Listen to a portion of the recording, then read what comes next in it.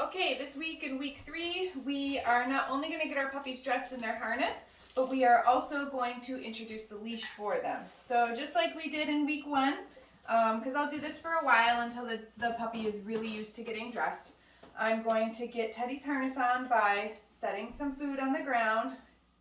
He sits down there. And then I'm going to get his little legs through. I know, bub. You got to let me get it on.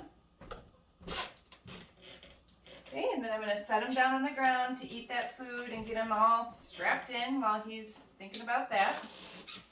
Now, to connect the harness to his leash, we can do the same thing. We can put a few pieces of cookie on the ground, sprinkle it down there for him so that he's not a little wiggle worm while I get the leash attached to him.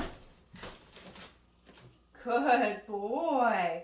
Now, we are going to have Teddy follow a food lure. So I'm going to get a few little pieces of treat in my hand. And you can see I'm holding the leash and the clicker in one hand, and then I have Teddy's food in my other hand. So I'm just going to lure Teddy kind of back and forth to start. Maybe I take a few steps back, click, and then feed. Then I'm going to take a few steps forward, click, and then feed him one of his pieces of treats there. Then we can start to walk a little bit further. Good boy, Teddy. Very good boy. Come on, let's go. Oh, you're such a good boy. And so when you're practicing with the leash, what's important is where you deliver the food reward. So Teddy's very used to, up until this point, like everything that we've taught him, I'm standing in front of him, facing him, and Teddy's standing in front of me, facing me. So you can see that's kind of a default position that he wants to put himself in. So when you're working on introducing the leash to your dog, we want to make sure that our food hand is right next to our leg.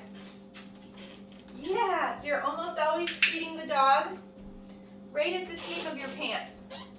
Come on, Teddy, let's go. Now, I am working with Teddy on my right side right now. But there's no right or wrong side. We could just as easily switch everything. So now I'm going to put Teddy's leash and the clicker in my right hand. And I'm going to have his food in my left hand. And we can practice some repetitions on the left. Good boy. Oh, Teddy, you're so smart. Okay, Teddy, let's go. Come on, buddy, let's go. Yeah. And this is how you start to introduce the leash. I like to do this kind of all around the house with baby puppies. And then once they've got a few of their vaccines on board, then I'll take them outside and do the same thing with them. Maybe like up and down the driveway or back and forth in front of the house.